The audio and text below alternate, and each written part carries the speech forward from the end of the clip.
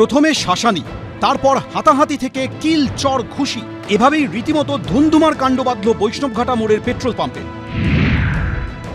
ঘটনার সূত্রপাত শনিবার রাত 9:30 নাগাদ। অভিযোগ, গাড়িতে সিএনজি ভরাতে এসে ওই পেট্রোল পাম্পের কর্মী মোহাম্মদ রাজার সঙ্গে কথা কাটাকাটিতে জড়িয়ে পড়েন কয়েকজন যুবক। কিছুক্ষণের মধ্যেই পরিস্থিতি উত্তপ্ত হয়ে ওঠে। প্রথমে পেট্রোল পাম্পের কর্মীকে মারধর করা হয়। গোটা ঘটনা ধরা পড়েছে পেট্রোল পাম্পের ক্লোজ সার্কিট ক্যামেরায়।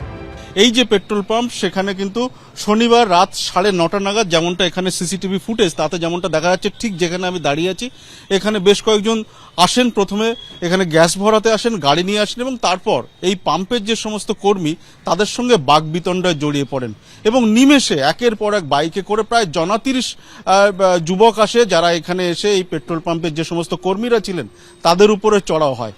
প্রথমে 9:30টার সময় ওরা গ্যাস ভরতে আসে। গ্যাস না নিয়ে সে আমার স্টাফ রাজা যে গ্যাস দিচ্ছিল তার সঙ্গে তর্ক করতে শুরু করে। তার নাম কি, সে কোথায় থাকে, তোর আধার কার্ড দে করতে করতে তাকে মারধর করে। শুধু তাই নয়, পেট্রোল পাম্পের মালিকের অভিযোগ, এরপর 30 যুবক বাইকে করে এসে রীতিমতো হামলা চালায় পাম্পে। গালিগালাজের পাশাপাশি লাথি ঘুষি, বাদ যায়নি কিছুই।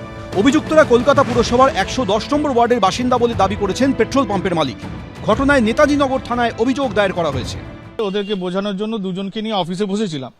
তারপর বাইক করে একজন এসে সে আমার অফিসে লাথি, গালাগালি, ঘুষি। আমি এইটুকুনি জানি তারা এই 110 নম্বর ওয়ার্ডে ওরা থাকে। কিন্তু কি এমন ঘটনা যার জেরে পেট্রোল পাম্পে তুলকালাম পরিস্থিতি তৈরি হলো? পুলিশ সূত্রে দাবি, পেট্রোল পাম্পে লম্বা লাইন থাকায় কর্মীর সঙ্গে বাদানুবাদ থেকে হাতাহাতিতে জড়িয়ে পড়েন অভিযুক্তরা। কিন্তু যেভাবে বৈষ্ণবঘাটার অন্যতম ব্যস্ত রাস্তার ওপরে থাকা পেট্রোল পাম্পে সবার চোখের সামনে তাণ্ডব চালিয়েছে দুষ্কৃতীরা, তাতে আতঙ্কিত পাম্প মালিক থেকে কর্মী সবাই। সত্যজিৎ বৈদ্য, এবিপি আনন্দ, কলকাতা।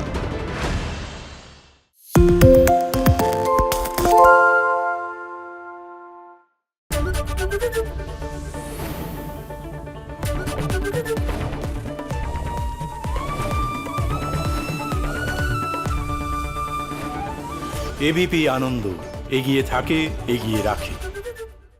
সত্য অন্তহীন, সত্যের খোঁজও তাই, সত্য সন্ধানে তাই আমরা অক্লান্ত, অকুতভয়। এবিপি আনন্দ নতুন ভাবনার প্রতীক, যা মনে মুক্ত, তথ্যে যুক্ত এবং যাবতীয় সীমানার বাঁধন থেকে মুক্ত।